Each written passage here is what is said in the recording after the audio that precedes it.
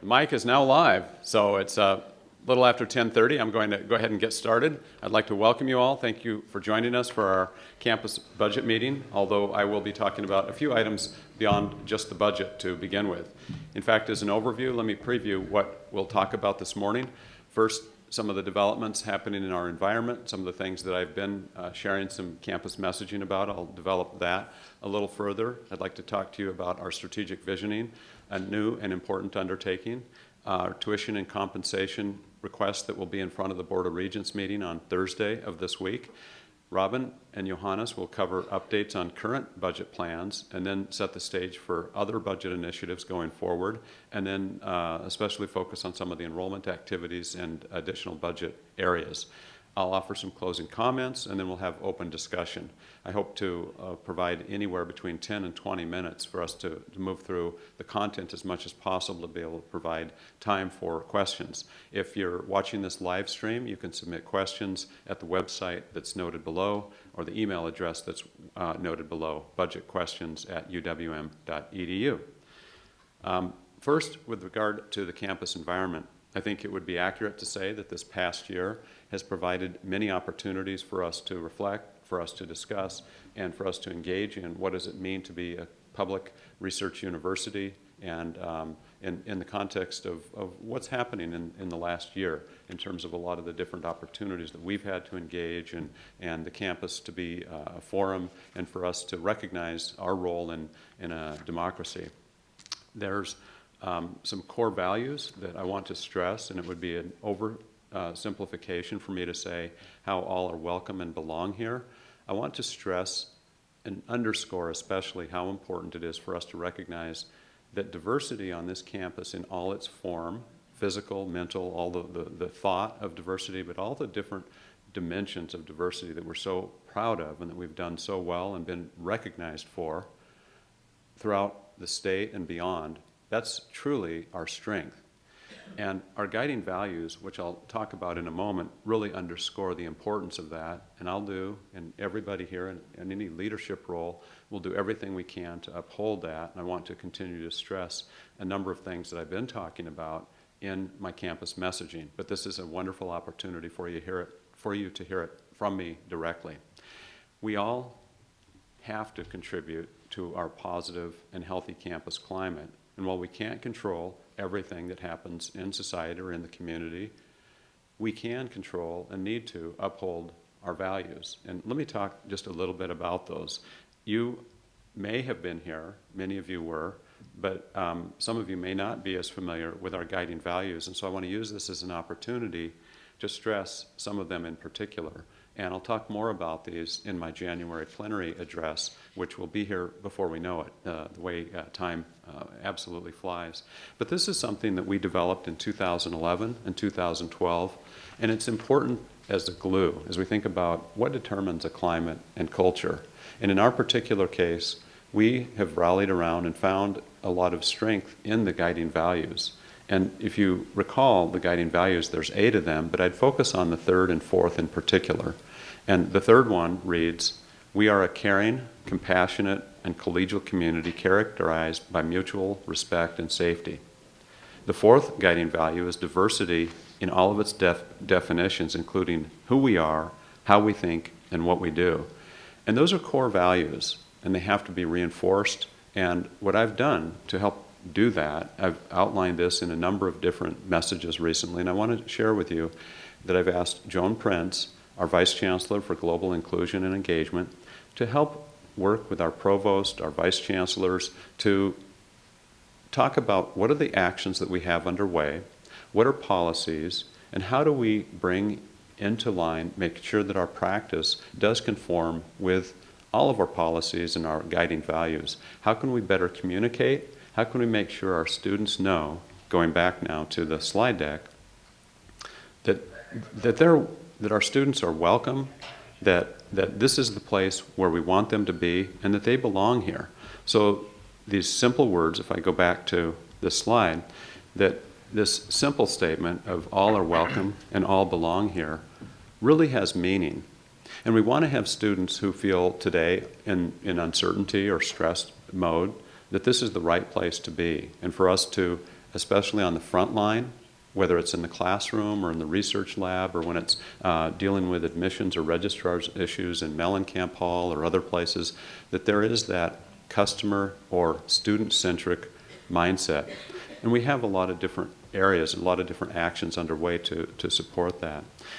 I think you saw in my message earlier this week, last week, the time flies and we're all lured together, that I did sign the support for DACA, which is documenting support for undocumented students and the types of things that we are providing and will continue to provide. And as I've been discussing, a tremendous number of actions to support our students, but not just our students, as well as our faculty, staff, and the community more broadly.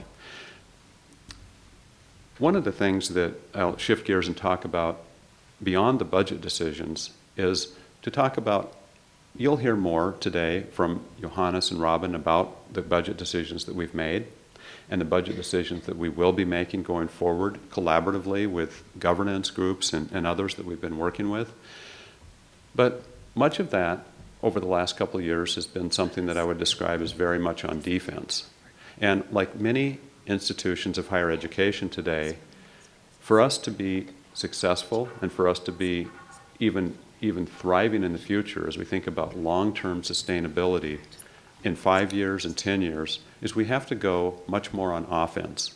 We have to look at what we're seeing across the UW system with our Forward 2020 strategic plan, which we have developed as a system in collaboration with many communities, in collaboration with our Board of Regents, as we use that as a platform for research, as we use that as a platform for resource growth.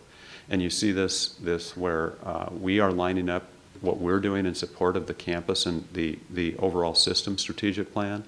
We too need to take the existing work that we have conducted, whether it's in our student success work group, whether it's in our strategic plan, whether it's in the past work of COET, or a number of other areas, and we need to build on that and say definitively, clearly, sharp, crisp vision for what is UWM going to be best known for, what are we going to be most successful at, and for us to have the type of support on campus, in the community, and especially in terms of from a legislative support and UW system support, what is the definitive brand and what are the types of things that we will continue to make a difference and impact in. So what we are doing is working with a group to help shape this vision. And I hope by the plenary, January 27th, 2017, to be able to share with you the outlines of a strong, clear future that helps us as we have governance group questions, that helps us as I have community questions, that helps me answer as I have regents and system level questions about, we know UWM has impact on research in the community and on students, but what are the key priorities? What are the things that you really stand behind, that you're the best at, that you're known for? And we can think of that in other campuses, not just in the UW system, but elsewhere. And so I think it's time. Many of you have told me it's time. And so I've gathered the thought leaders, representatives from every one of our governance groups to help shape this clear vision that I will continue to share and we will talk about. This group has an aggressive timeline. As I've talked with governance groups, they have advised me and they have said, don't make this another initiative. We don't need another major initiative that's going to take 6 months, or in the case of some of our initiatives, maybe 2 years. We don't have the time for that. Let's move ahead. So there's more details that you can see. Later this morning, the site will go live. It's the one toward the bottom of the page, uwm.edu/strategic visioning. And the core idea, the key piece behind this, is to build support for UW-Milwaukee.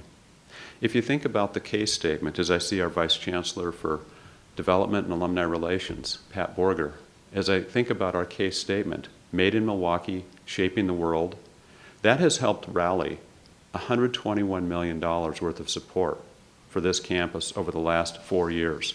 Think about what we can do in terms of state support if we can develop and build on that type of work and other things that give us that crisp, clear vision that allow us in short but accurate ways to describe, here's the most important areas of impact, and help really brand. So this is going on offense. This is taking this charge very clearly forward. The final areas I'd like to talk about before I hand this off to Vice Chancellor Van Harpen for additional budget details to precede the provost view of some of the going forward activities is some of the things that we'll be talking about in the Regents meeting this week.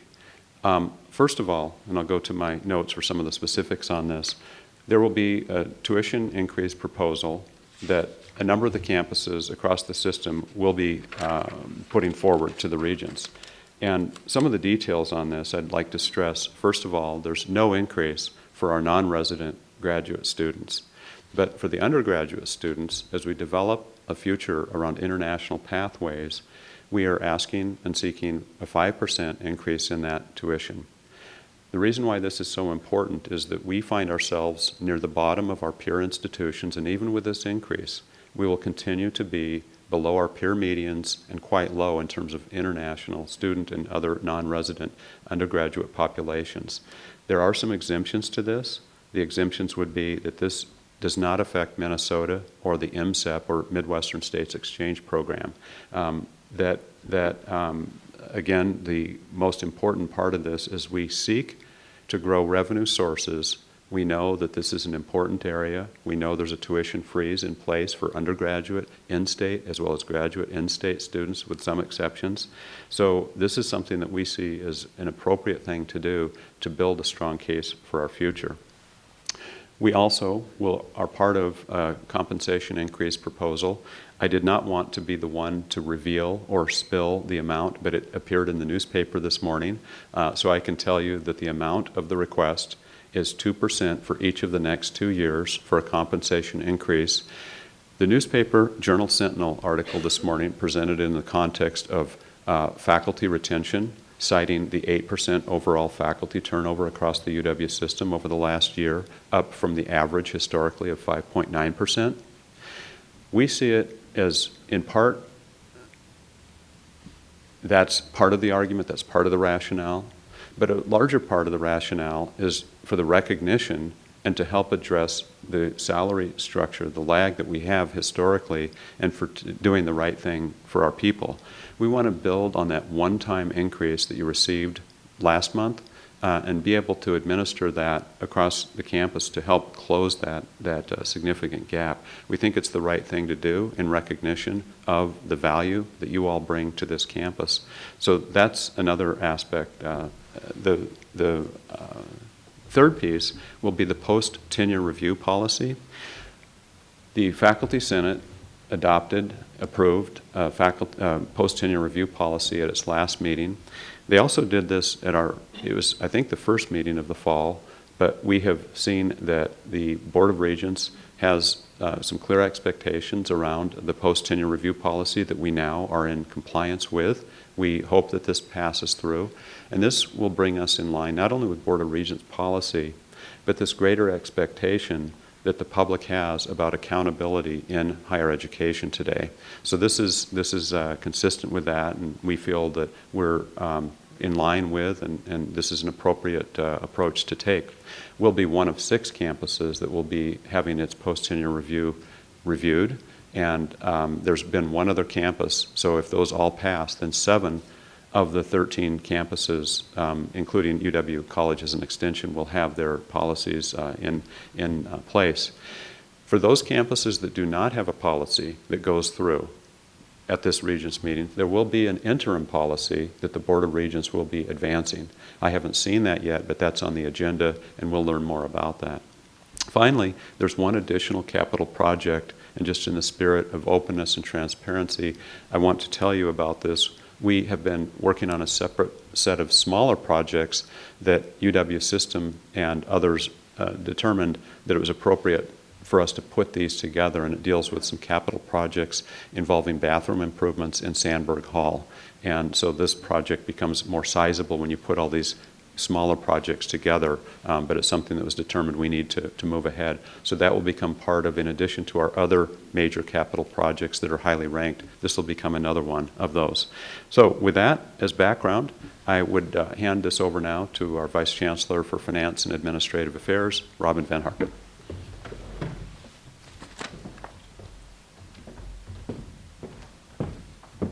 Thank you, Mark. Good morning. So my job this morning, maybe more than usual at our budget forums, is to break down the numbers a little bit more for you. So I hope you can all see this, but I will explain this and we'll be posting this presentation later so you'll be able to look at the slides in more detail. I wanted to start just by recapping how we ended last fiscal year. This is the first opportunity that we've had to talk to you in person. The Chancellor did share these numbers with you generally in his email messages, but wanted to talk to you a little bit about them. So this slide captures our progress towards reducing our expenditures and our operating deficit this past fiscal year.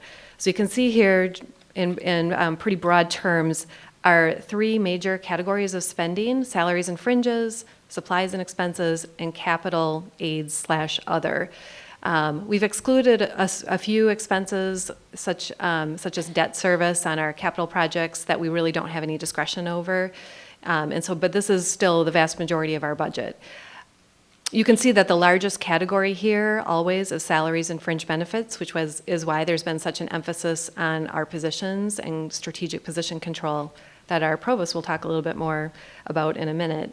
But between FY15 and FY16, in total, we reduced our total expenditures by about $31 million. That was very significant progress towards closing our operating deficit as it existed last year, but not completely. So we closed it by about 3/4. We still had about $8 million that was not covered, and that we spent down our balances by that amount. Salaries and fringes is the hardest to change, so you can see that reduced by about 4% or $15 million. It's easier to make faster changes on S&E, capital, and other, but some of those changes are not necessarily permanent. So these reductions are most likely a mix of one-time delays in spending and permanent reductions. And as we were moving forward, we were estimating that's probably roughly about half and half. This is the most current updated report on our FTE count across campus. We've been measuring it monthly, but we know that the best comparison is really the October payroll report. This shows what our campus looks like when it's up to speed at its full staffing level. We rely on data through HRS, and we know that we're getting consistent data year after year. So we can see the last October before the current biennial budget issues all hit us was October of 14.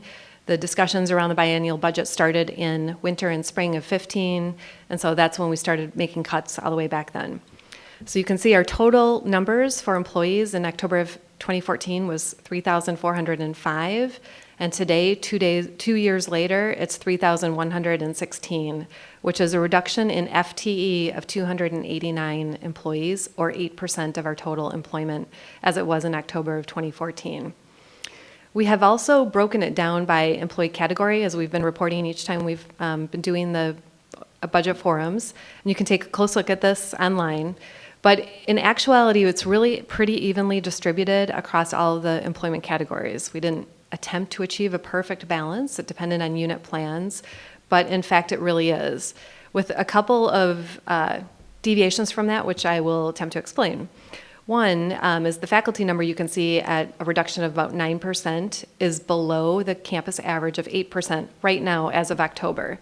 When we looked at this in April, the campus reduction in FTE was below the total campus average. We know that faculty tend to depart the university more in the summer, and then reductions in faculty numbers tend to be stickier throughout the course of the year. So we saw that reduction over the course of the summer. We have a little bit lower number in the faculty, but we expect that number to be more stable than the other employment categories over the course of the academic year. The next big difference that you can see there is between the academic staff non-instructional category, which has actually gained one person since October 2014, and the university staff permanent category, which is down 135 people or 14%. The reason for that variation between that category is that we, under UPS, new University Personnel System, As a number of university staff positions have opened that were exempt positions, they've been refilled as academic staff positions. I don't have an exact number on that, but I do know in my own division, Finance and Administrative Affairs, where UWITS is located, we had about less than 15 academic staff, non-instructional academic staff back in 2014, and now we have over 50. We haven't added any positions, but that's a result of position conversion. And so in aggregate, between those two categories, as it turns out, the reduction is 8%, which is the campus average as well. So they're right in line with the campus average, and we do not believe that university staff have been impacted more so than the rest of campus, other than the fact that positions have moved from the two categories. And the final category is university staff project. Those are a little bit longer positions, up to 4 years in total, beyond not the LTEs, but those still are intended to be temporary positions. There's a limit to them, and so the larger reduction there is not unexpected. As a result of all of this work to date, we wanted to show you where we are in our balances. And you might recall from spring meeting that the chancellor gave, we showed a very steep decline in our balances. And you can see that reflected in the first year is FY12, but then you see 13, 14, and 15, where we had this steep decrease in our balances, which showed that we had an operating deficit and we're eating into our balances. And without any changes, we would have expected that to continue and even accelerate. But how we ended up is the last bar, which you see 2016. There are some important caveats, because you see we bounced up in total quite a bit. And when you see reports on our balances that might come out during budget discussions, you'll see that actually our balances at the end of the year were over $80 million. But there are some caveats that we have to be aware of. One is that the bottom category in the yellow, that represents 128 funds or auxiliary funds. That pot of money has been growing significantly, mainly due to capital projects that have been delayed in the union, housing, basketball practice facility for athletics. So we've been accumulating funds for those projects, but we've been delayed from proceeding. So when we are able to move forward with those projects, which are still on the books, those funds will be spent. It's planned. We just don't have total control over the timing of that. And so those funds are there, but they're not really a cushion against the rest of the campus. They're restricted. We can't move them out of auxiliaries, and so we have to somewhat set that aside. That's about $26 million of that balance. Then on the top in pink, you see an additional amount. That was one-time system funding that we received this last year in the spring, all designated for specific initiatives, and it will be spent over the course of the 2 years, this year and next. So that funding covered such things as there was a large amount, over $3 million for student financial aid. There's an advising initiative. There's funding that we put towards our strategic enrollment management initiatives as one-time seed funding. It also funded the lump sum compensation adjustment that was received in November. So we expect to spend 2/3 of it this year and the remainder of it next year, and that was per system instructions to us. So the key area within the bar, the key part of our balances that we really are keeping our eye on as we move forward is the blue bar in the middle. And you can see how we've continued to shrink. We would have shrunk a lot more without all of those expense reductions, but we still ate into those balances by about $7.5 million last year. And that's what we're continuing to work on through strategic position control coming up through the next couple of years.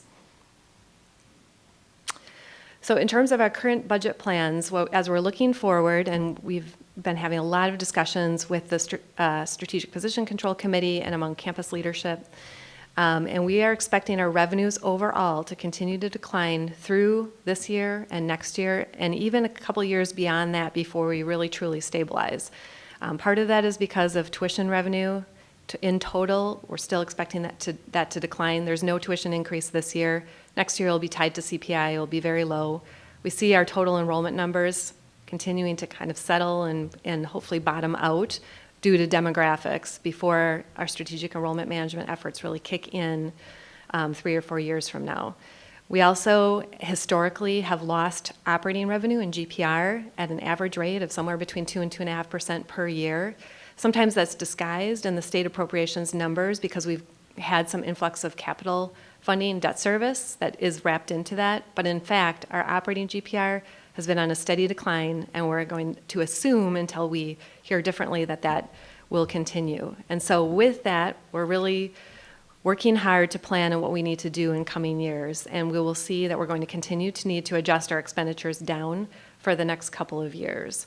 So for this year, for FY17, the plan that is in place is a $17 million expense reduction from where we ended up last year. So it's on top of that $31 million. $8.5 million was already planned by units as a result of their expense reductions as of the spring. And then on top of that, the Strategic Position Control Initiative imposed another $8.5 million in reductions for this year, for a total of $17 million. So that's where we hope to be as of the end of this year in order to stay reasonably on track and keep those blue balances, the tuition and other funds, in the black, not into the red. So that is where we are, and I am now, I have one more slide. First quarter progress for FY17. We are still showing continued reductions in our expenses again. We can see now the reductions to salaries and fringes is accelerating a little bit as we made it through the summer and the closing of a fiscal year. So we're now, we're down about 8% this quarter, this first quarter of FY17 relative to the first quarter of FY16. And supplies and expenses are down a little bit more, and then there's kind of a slight additional expenditure in capital that is due to other reasons. But overall, we're down about 7% in our expenditures from last year's first quarter, or $6 million. Now, as we're looking ahead, if we were continuing on a straight line rate of decline, that would be times 4, that'd be $24 million in reduced expenditures. We would have made it.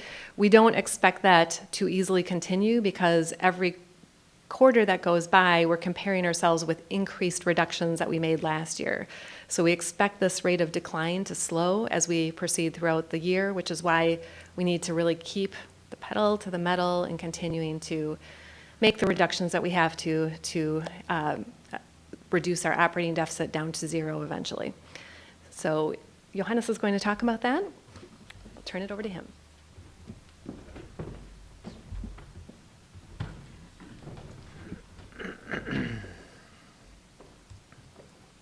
Thanks, Robin. Good morning, everybody. I just want to update you on where we are on strategic position control. As you know, through the COVID working group, as well as input from the campus, we have decided to go for strategic position control in one of the efforts to reduce our expenses. And because that's the largest, as Robin pointed out, is salaries and fringes.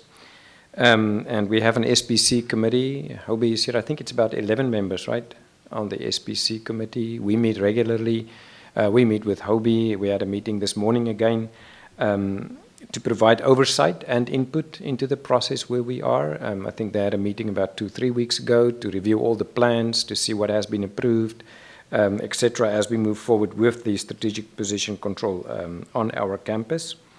We have also asked all the schools and colleges and divisions to set up their own hiring priorities based on their SPC plans. And if you can see the link below, if you just click there, it'll take you to the SPC hiring priorities. It's password protected. You just use your UWM password to access the data on all the schools and colleges. We ask questions, you know, all the schools and colleges had to fill out a form presenting their strategic position control plans. We look at the number of vacancies they have because that's critical to understand where do we need to go in terms of payroll to have a balanced budget.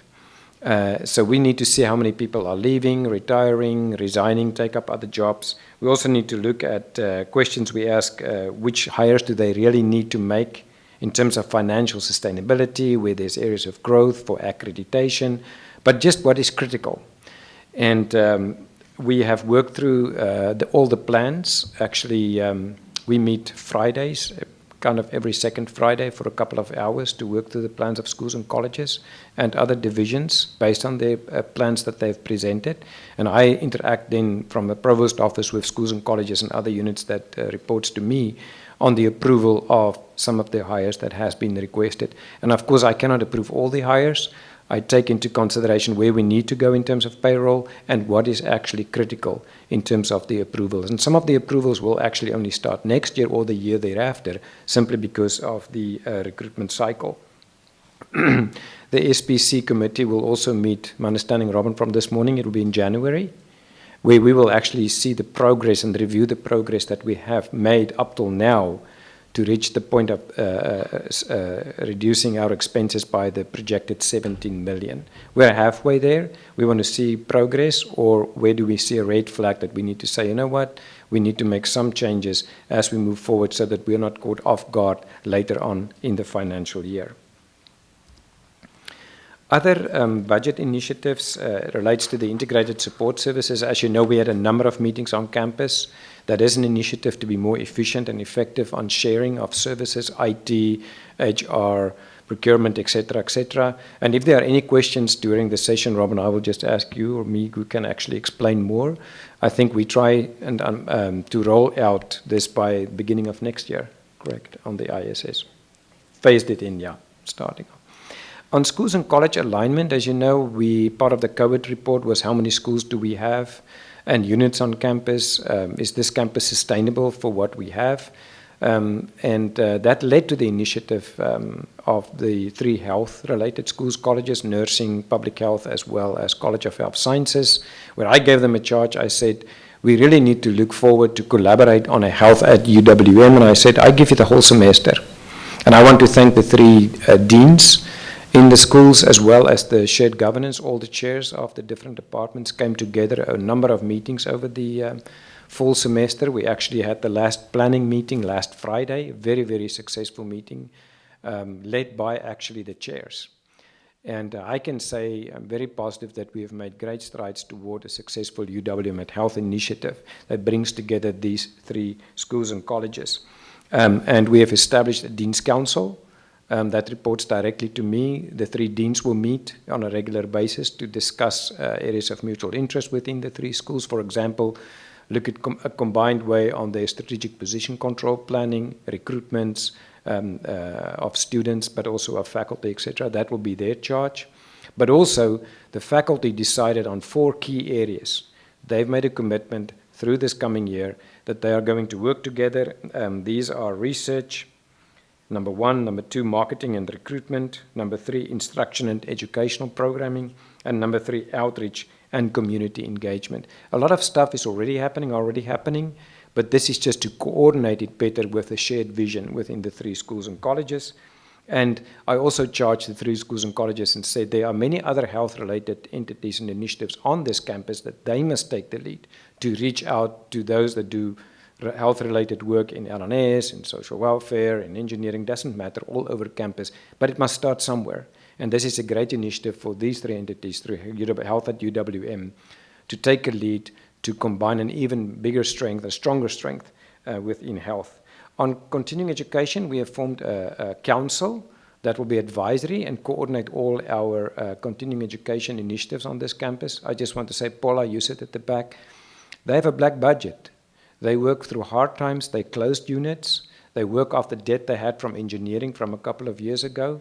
So I just want to say thank you for that initiative, and I'm looking forward to the council that will coordinate and be an advisory to coordinate our continuing education efforts on our campus.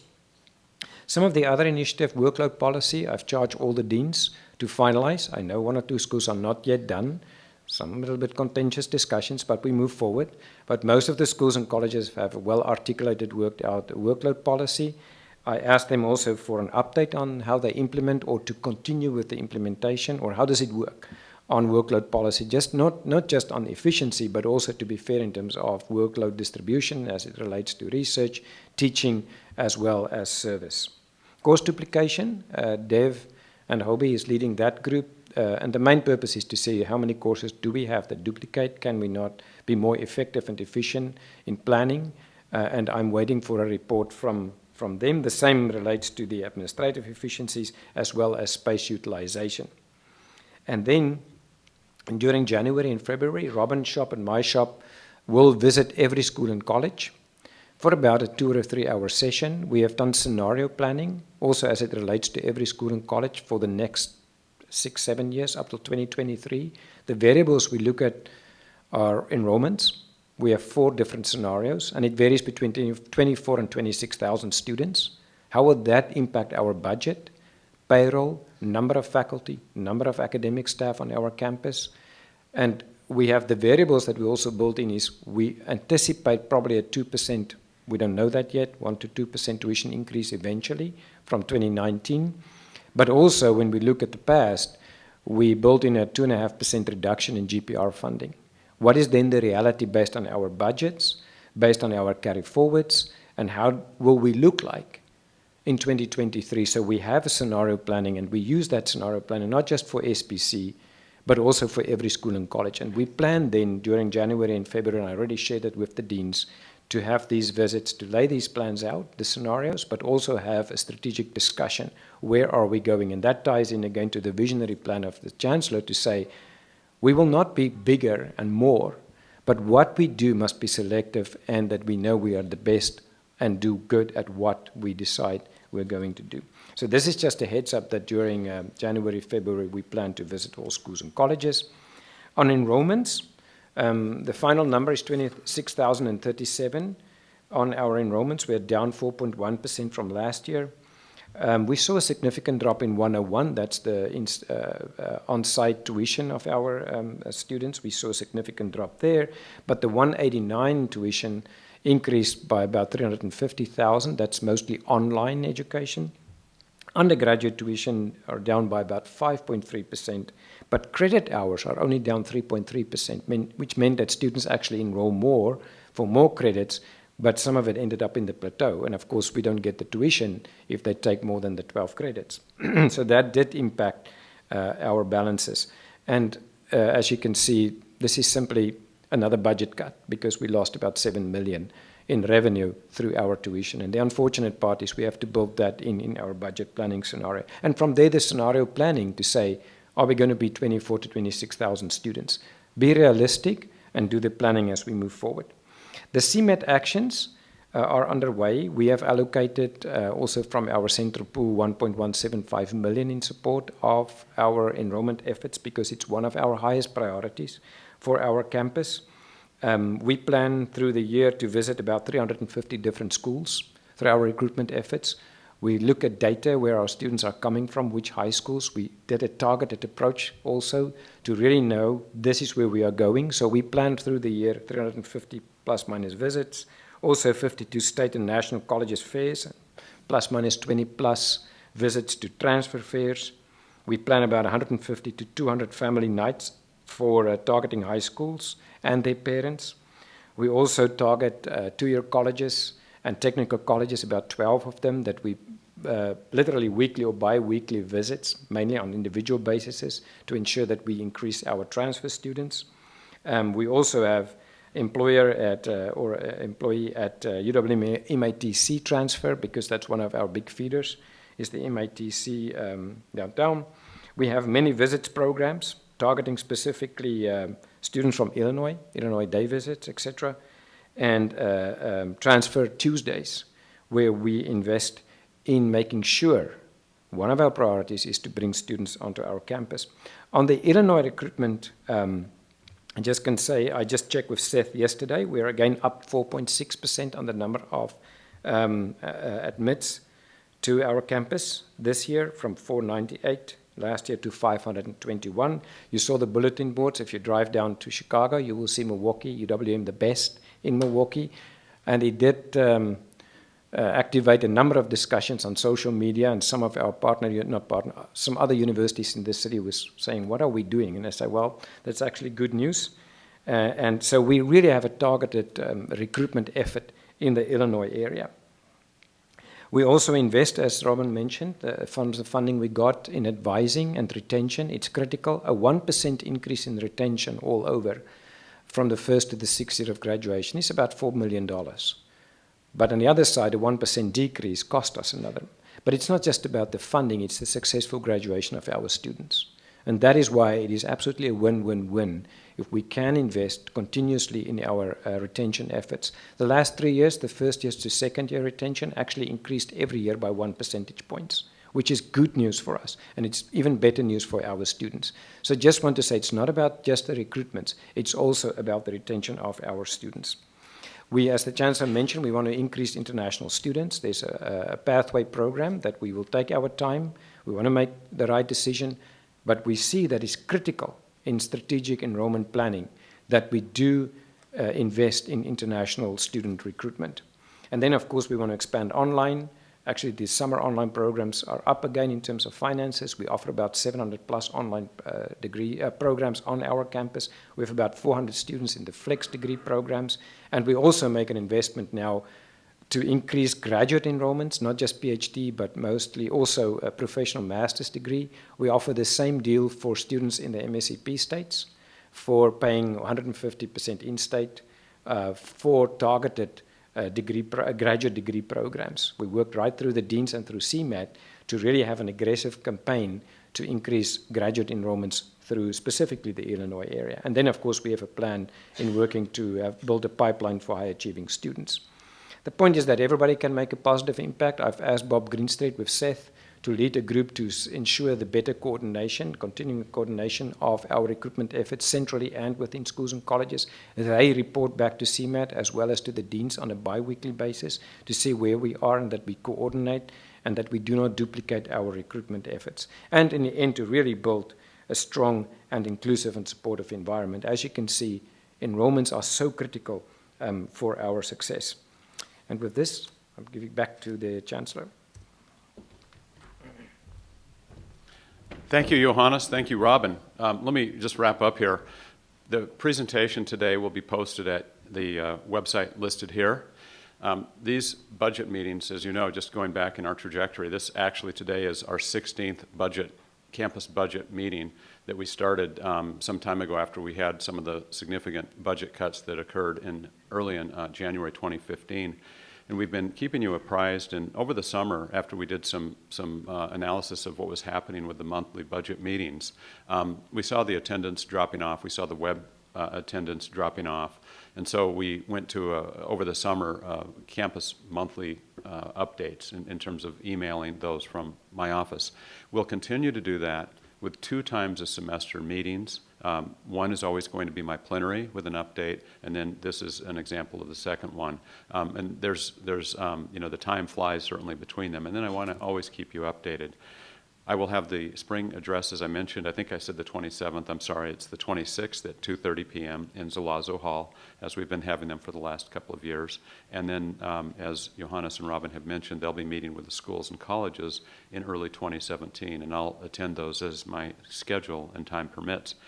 I want to end this on a note that is above and beyond what I normally would talk about, and just share with you what I am fortunate to be able to hear about every day, and gives me an opportunity to thank you. And thank you sincerely, and share with you what happens to me every single day, sometimes multiple times a day.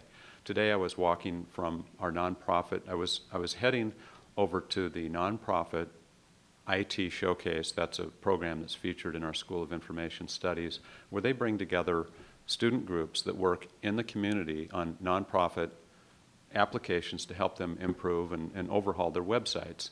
There are industry mentors who help them with each of these projects. I'm on my way to this meeting, the presentations actually, and a new employee named Amanda, I won't embarrass her further, but a new employee stopped me and said she wanted to introduce herself, and she told me how much she enjoys working at UWM.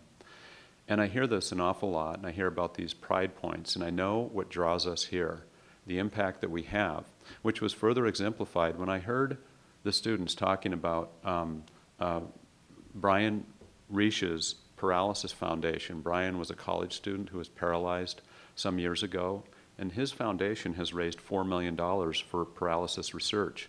Our students have helped create a website that takes them, in their words, in this company's words, into the 21st century. It enables them to reach and have much more impact on both individuals with paralysis, but also funding possibilities. Every single one of these projects, I could give you example after example. It's what epitomizes UWM.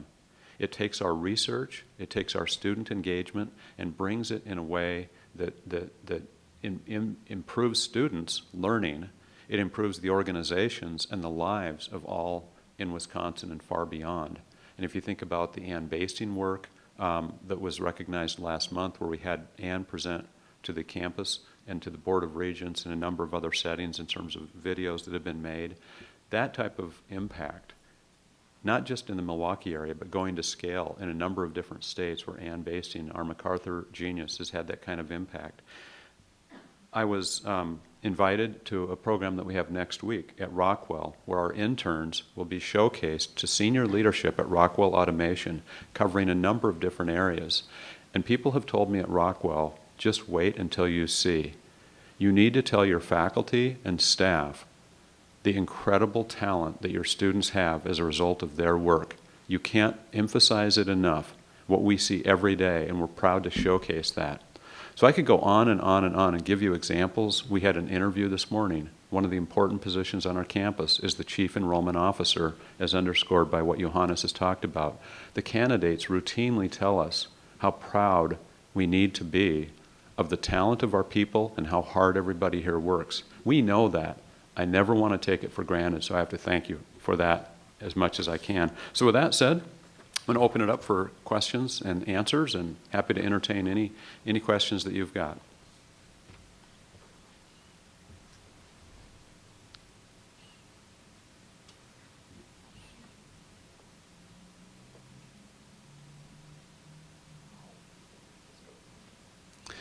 Well, hearing none, seeing none, I will call this meeting adjourned. I want to thank you. I hope you have a great holiday season, end the semester on a great note, and we'll see you early in 2017, if not before. Thank you. Okay.